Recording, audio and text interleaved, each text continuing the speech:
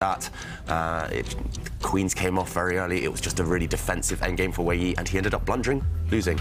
And likewise, in the last game, he took a lot of risks and was suffering throughout. So he needs something different, simply, Wei Yi. And hopefully it'll be exciting. Hopefully it'll be some kind of attacking chess where at least he can ask Levon some difficult questions. Whoa, whoa, whoa, whoa, whoa. Bring it on! I think I've played that rubbish before. What is this? Simon? I think maybe you're sitting next to me for a Cheddleton match or something. I mean, this is more like it. I love it. I love it.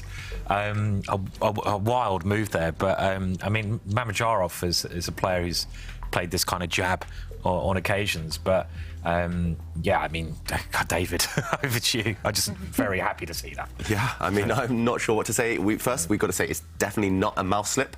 It looks like White has just blundered a pawn, but he's giving it up. He's sacrificing a pawn in order to make the Black Knight lose a bit of time.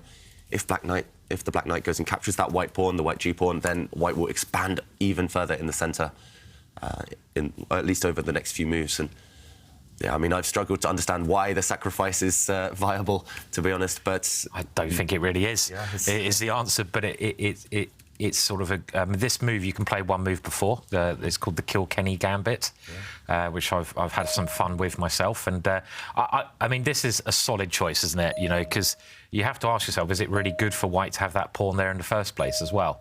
But brave stuff from Wei Yi in a do-or-die situation. It's certainly brave, and what I like about this particular opening choice is that Wei Yi faced it himself against Mamedyarov just recently in the Chessable Masters. Okay. And that game was a draw, actually. And, well, there's been obviously a deviation from that particular game, but now the players are actually freestyling, and when the players are on their own, then we are going to see creativity happen. OK, so Levon Aronian grabs a pawn, but not the pawn we were expecting, maybe. And the acid test of this whole opening had to be to grab White's G-pawn, this pawn that's marching down the board now, attacking, destabilising Black's knight. I'm assuming that a knight is going to jump into the centre of the board. But I think Wei Yi's opening has been justified. We've already got a really irrational position where anything can happen. He's already on the front foot this time. Yeah, definitely. He's going to take over centre with two pawns. If Black ever castles kingside, he has to worry about that lone straggler coming towards his king. He's only one pawn down at the moment, and that's nothing to worry about. So, in a do-or-die situation, this is a perfect choice, and I think the opening's gone well. Here he comes. He's throwing them all up the board. Harry and Gary going on an adventure. And, yeah, I mean, this just looks fantastic. Yes, you're a pawn down, but this black pawn, it's doubled. Long-term, it's weaker anyway, so you don't need to rush to recapture it. I like this one, Simon. I mean, the alternative, right, was going for space in the centre, going for a space grab. But I guess at some point these pawns might be a bit weak. There's no reason to play in the centre when he's committed to one flank already, and it's consistent. He's hoping, I guess, that Levon Aronian castles into the firing line, and the white pawns will step forward at some point, explode open the position. Instead, Levon doesn't commit the black king. It stays in the centre for now, and he just moves his bishop. He wants to line up on this diagonal. Yeah. But in fairness, though, Levon hasn't done anything wrong. You know, he didn't take the bait. I would argue that in this position, this is doing something wrong, Ivanka. Not taking this pawn. It's a free pawn. Yeah. Yeah, that's true. I take your point. No one takes that pawn. It's weird. Whenever you play this move, everyone's too scared to take it. I guess, as far as I know, the computer kind of suggestion is to push this pawn forward now. So it becomes like a Dutch opening where black is just a pawn up, but it's very sharp. I mean, you can push this pawn and it gets a bit complicated. But, yeah, back to the current position. And Ivanka, you were saying maybe hasn't done anything too drastic, at least black. So how does Levon develop here? OK, do we think Levon Aronian, he's too scared to castle this way because of the white pawns? Is he going to try castle the other on the other flank on the queen side? But maybe White's going to get there first, David. I mean, if I was White here, I'm thinking I'm not castling kingside. I need to break it up. Yeah, let's get on with it. Castle queenside, push the pawn in the middle up, open up the board, get to his king, checkmate, bring it off to the next game, win that, playoffs, happy days, champion. Easy. So, easy peasy. So, yeah. Wow, this looks like a cool game. And David, I saw that you entered the selfie competition. I did. Yeah, very cool. But you forgot landscape. Oh, sorry, guys. I've only been listening to landscape for the last few months. So. Yeah. Very cool selfie. And you too, tweet your selfie using the hashtag #ChessChamps. Yeah, this knight was hit. The black knight moved. And, okay, how does he continue the attack? I love the fact that Wei Yi has been playing quickly as well. Yeah. They've been I think Jovanka used that word freestyling. They've been freestyling for a while already, but bang, bang, bang. The moves are continuing. That's what Wei Yi needs. Exactly what he needs. I mean, we've seen him pause, we've seen him being indecisive, and that has come back to bite him. And whilst Wei Yi is thinking, well, you mentioned the selfie challenge. Oh, hang on a second, there is a move. And a nice aggressive one at that. The queen steps forward 2 squares and starts eyeing up the pawn sitting there on g7. Yeah, looks good. Looks good. It's saying to white, saying to black, hey, why don't you castle? But also, straight into my attack. You're ready just to win your pawn back as well here. Yeah. I mean, like you say, the one on the king side, but you can develop your last piece and take a pawn. I really like white's position. I mean, I'm always a bit of an optimist in these things, and I think fortune should favour the brave, really, you know, your brave play. I mean, you were talking about Cassia and, you know, the goddess of chess. I mean, it surely should be smiling on Wei Yi for this play in this game. Yeah. I mean, Levon Aronian, I'm surprised he's been playing so quickly after being hit with this massive surprise on move 3, which surely he hasn't analysed in any serious detail. But, yeah, he wasn't brave. Wei Yi was very brave choosing this opening. Levon wasn't brave enough to grab that all-important pawn. So it would be right, according to the chess goddess, that black is on the back foot, suffering slightly. I mean, where do you put your king as black? This is the key thing. Do you go king side, which I don't. You know, there's no immediate danger.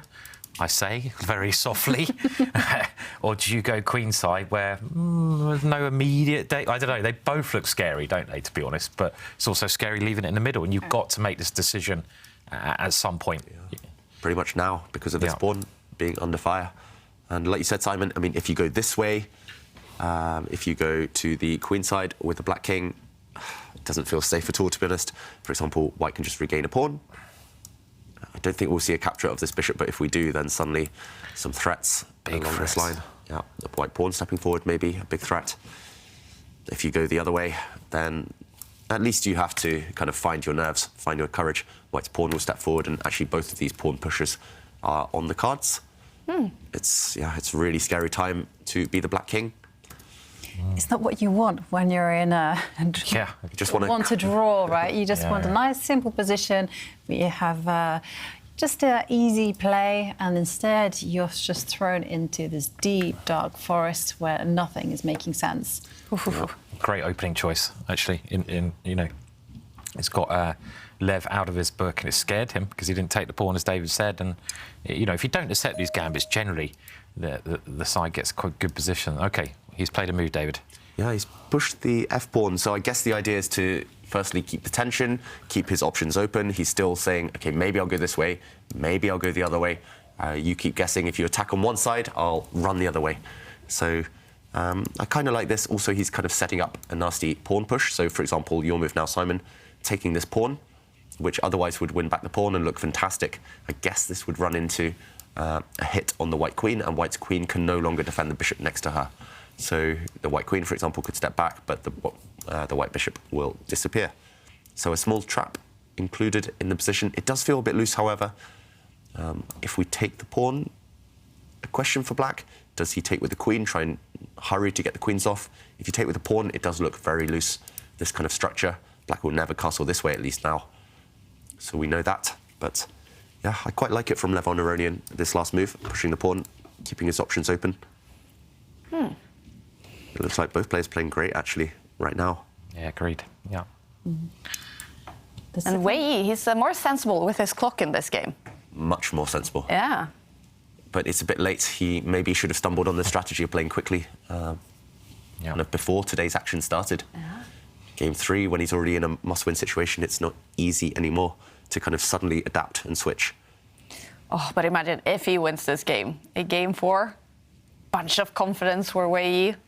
Yeah, definitely. Anything could happen. Yeah. Exactly, and it would be the start of perhaps a comeback. I mean, we have seen people turn it around. Absolutely. I do remember, I think it was Magnus Carlsen. He won 2 games against Wesley So, I want to say, on demand. Yeah. Yeah, it's possible. I mean, if you're playing like this, you're playing with this aggression, then, you know, it can... Again, you know, you can really throw your opponent off guard. It kind of shows you, I mean, I don't know how often this move on move 3 has actually been played, but not often. And it just shows you how rich chess is, because, you know, they're banging out a lot of theory in a lot of the other lines, but this is an incredibly rare move on move 3 in a very, very common position. It's a kind of a modern idea. Giving up the pawn, and it gives hope to me as a chess player. It's like chess is not dead.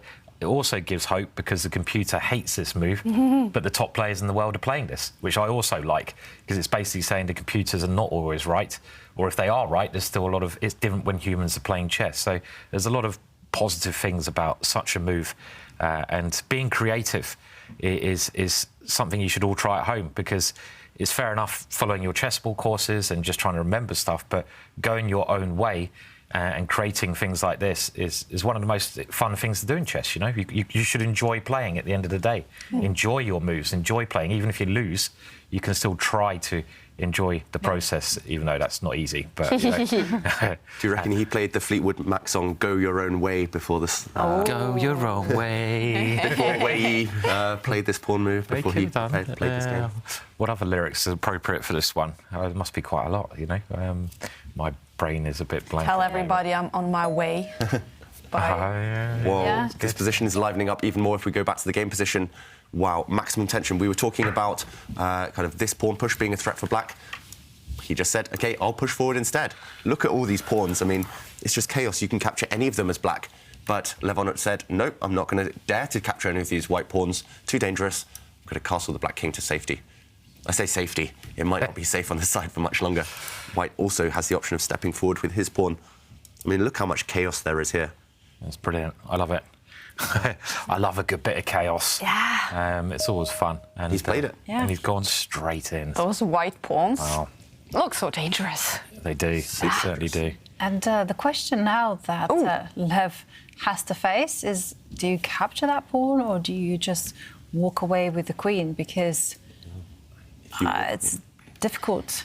Yeah, if you walk away, I guess you have to decide what to do here. The rook will be attacked, and if you take this pawn, there's a nasty check, and the knight might drop. So I think he had to capture, as he has just done. He has just taken this pawn in this position, but OK, where he's now thinking he can capture this way. He can first also capture this pawn. I mean, which way do you go? This one, this one, I think you this must. one? Yeah, I mean, that pawn in the centre attacking the queen just looks so tempting. Yeah. I mean, like, you know, you got that pawn there. What a fawn. It's just prodding your opponent and gaining a tempo. You know, that move is kind of an automatic move to me. I mean, there could be better options, but that pawn is really juicy. Really nice pawn. If the queen moves, the question is, what next? Yeah. Levon just shook his head.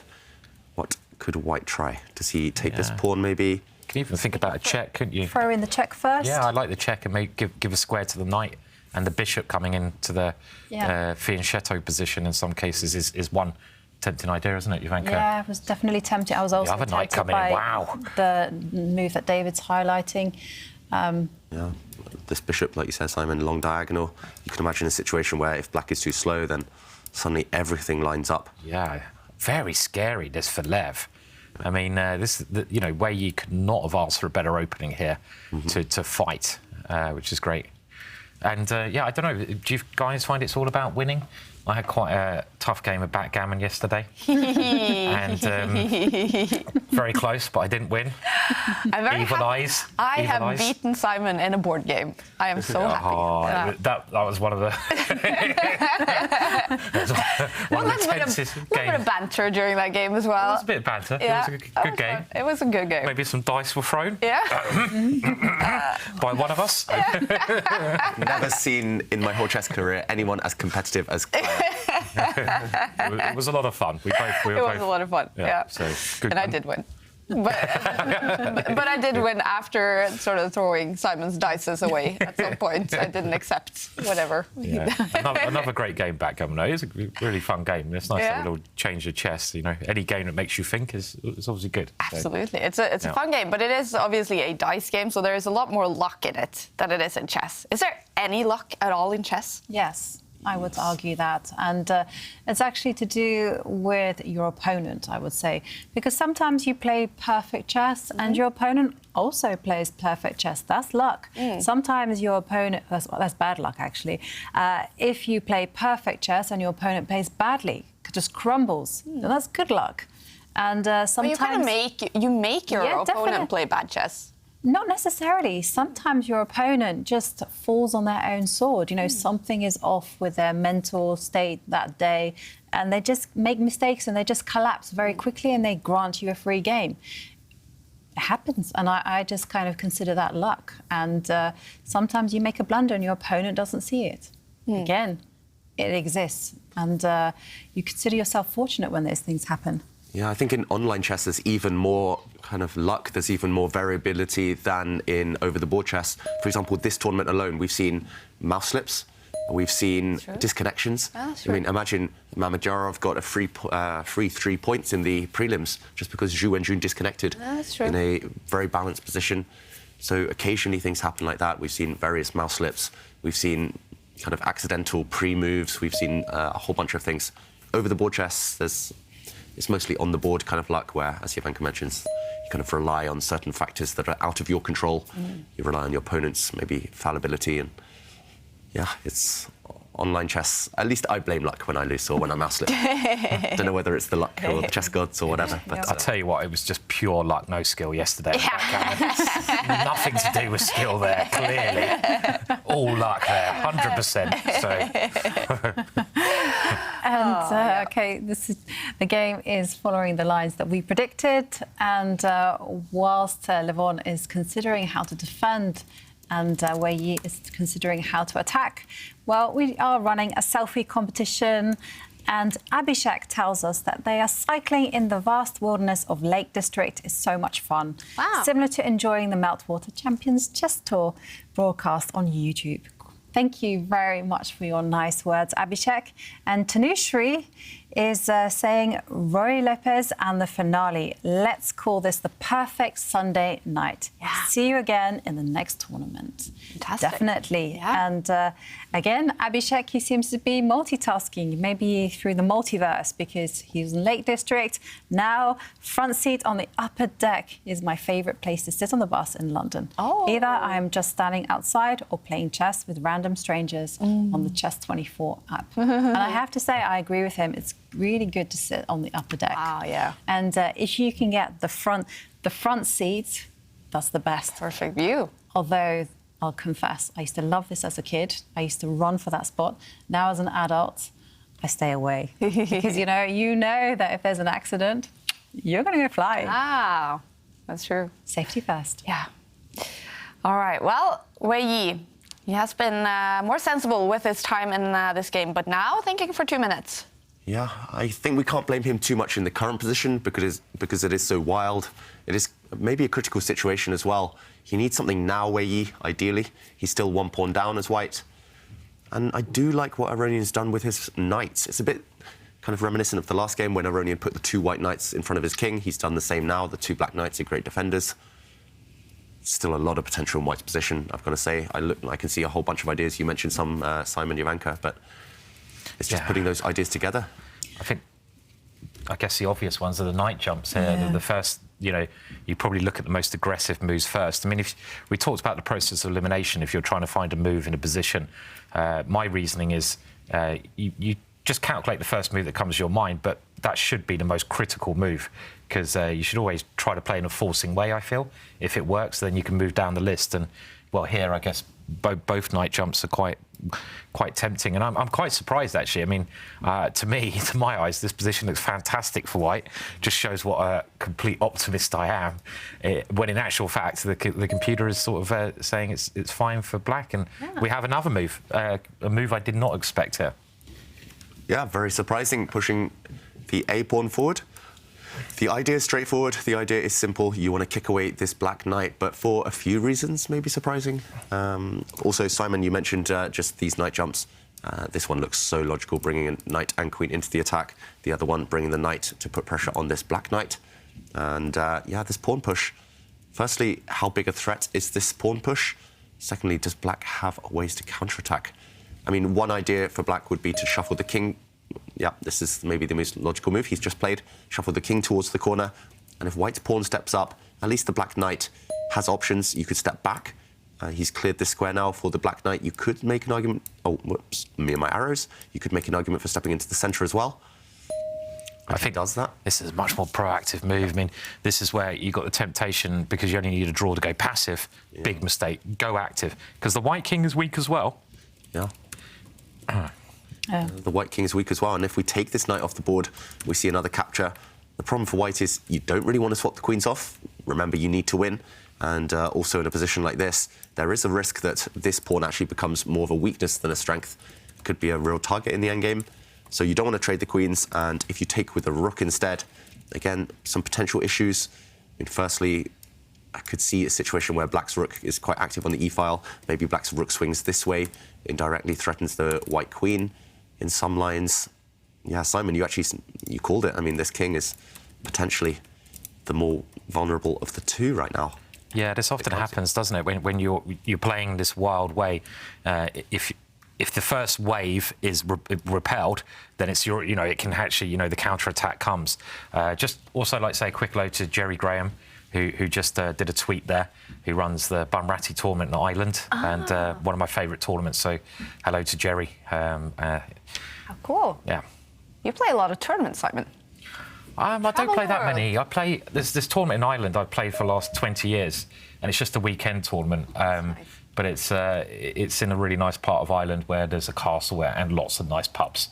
So it's a really, really, really nice tournament. One of my favourites. And Peter Svidler's played there, Wesley So, Topalov. Loads of these people come over because it's just a beautiful tournament to play. Yeah, it's a very fun tournament as well. Cool. And there's a reason I think it's unrated, right? It's unrated, thank goodness. Yeah. Because you're encouraged also to have a good time. That's the whole emphasis. It's have a good time, play chess, and if you are teetotal, this is kind of a little bit frowned upon. It doesn't matter, but it's sort of a lot of people do drink Guinness during the game, shall we say? Yeah. So, yeah. Well, a bunch of moves. The bar is liking this for Levon, David. Yeah, it's really turning in black's favour, and I think it's just that one factor that Simon's been discussing. The white king is very weak now, actually. We praised Wei Yi's play, and I think he's played great, but he did seem to lose a lot of momentum pushing that white A-pawn up the board. It seemed to help black do what he wanted in the first place, and it cost white 2 valuable tempi. Right now, the black knight could leap out the way to various squares, and there would be an attack on the white queen from black's rook on c8. I mean, white's king just looks so airy. The black queen I could definitely see activating at some point. For example, black's f-pawn could actually capture. There's an open line for the black queen to use. It's just so many holes. Suddenly, if you compare it to the black king, black's king, safe as houses. Yeah. Pawn's knight in front of it. Yeah, totally. Turned. And I'm also wondering, OK, he moves his queen. I also wondered whether there was any direct moves with the knight. And this reasonable move, although I do feel the queen perhaps is a little bit out of the action there. Yeah, she's not great on this square, is she? No, if you're going to play that, the white knight. Why didn't you take the pawn? Oh, wait. Can you really put your rook there? Really? Because the knight can really just move. Nice trick from Wei Yi, I think.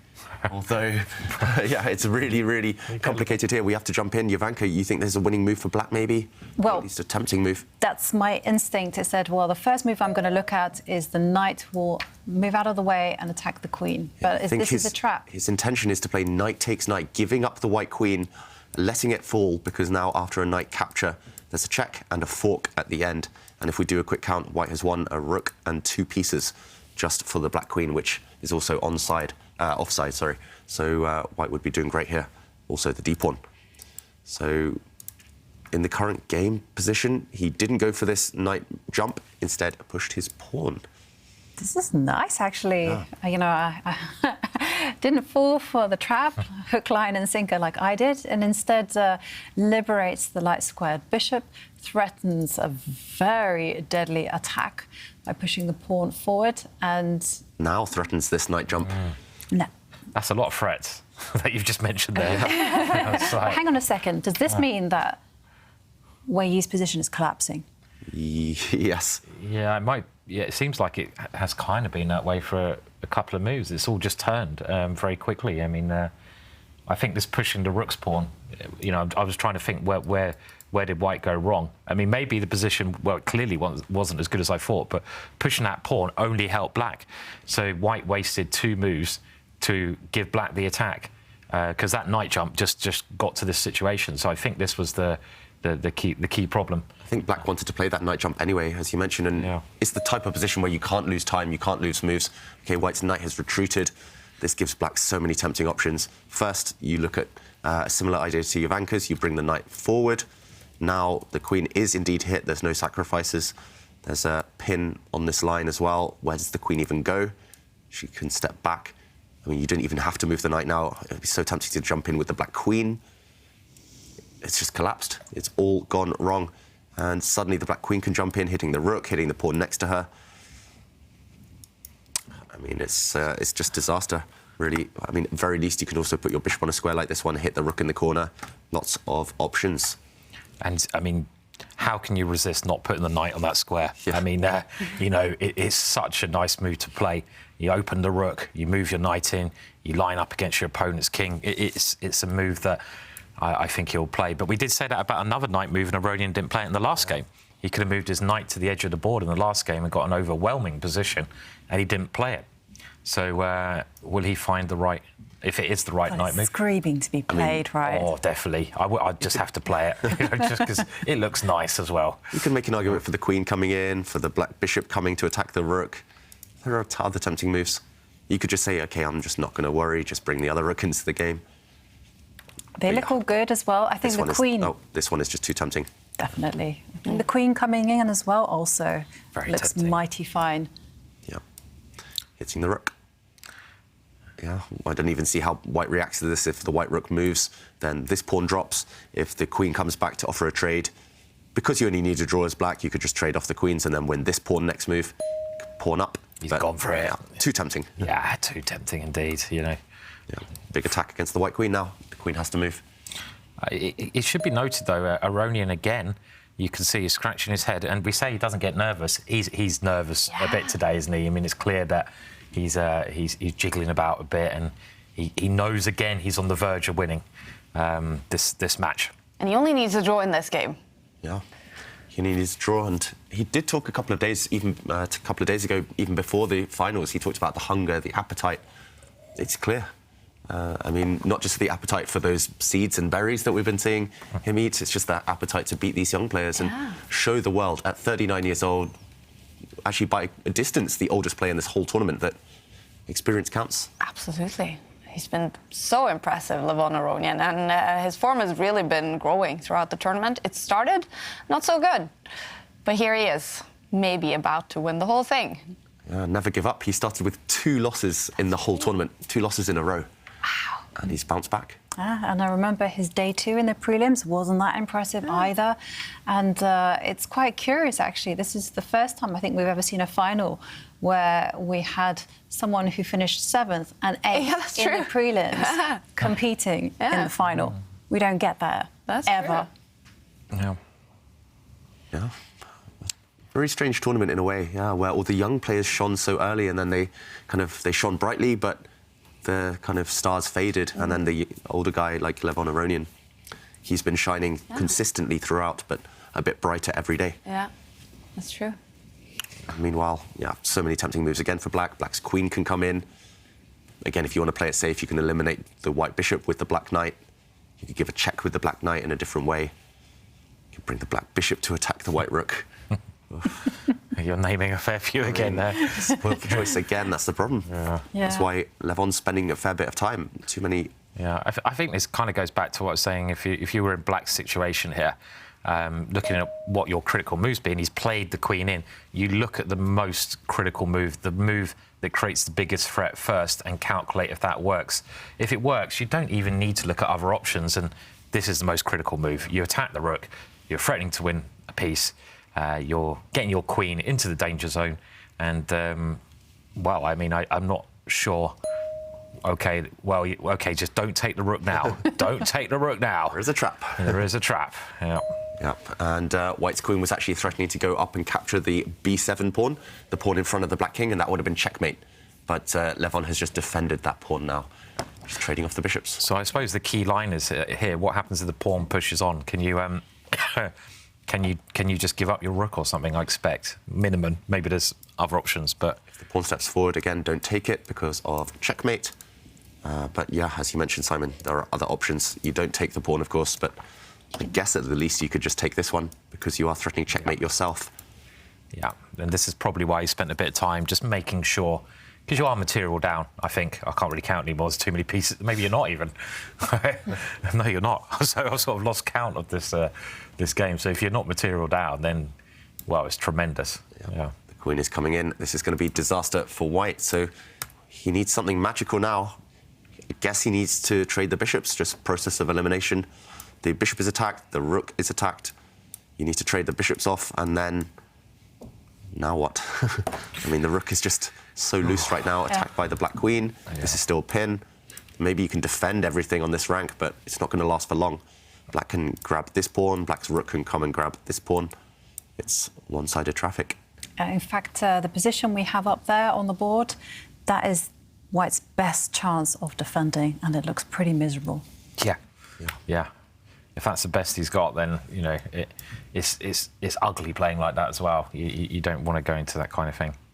Yeah, and it's... I mean, first of all, you just have to trade the bishops. I think he'll get there eventually, but he's looking for the move next, the move after that, and because White's rook is so loose in the middle of the board, that's the only reason I can suggest bringing the other rook up to defend it. But he's only got 1 minute now, Wei Yi, and that's, as we've seen, that's where his mistakes have all been in the final, under the 1 minute mark. It's really turned around. Unfortunately for Wei Yi, not only is he suffering on the position, he's suffering in terms of his clock. And there's just, unfortunately, no proper remedy either for his troubles. And there we see Levon stretch. Hang a minute, has he resigned? He has resigned. Wow. No hope for Wei Yi. The tournament finishes. Levon Aronian is the winner of the FTX Road to Miami. No smile on his face so far. He will probably want to look over this game. But, David, how impressed are you with Levon Aronian? Extremely impressed, especially today. He had a great day yesterday, Levon.